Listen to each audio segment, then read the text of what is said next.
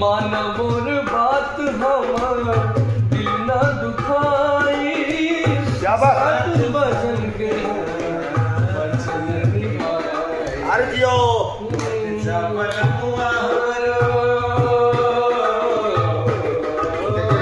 Reaction है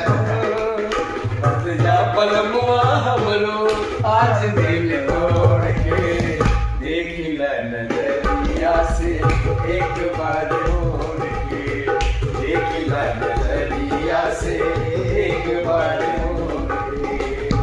देखा चिंता मत करो। हम लोग का रिहर्सल टाइम है।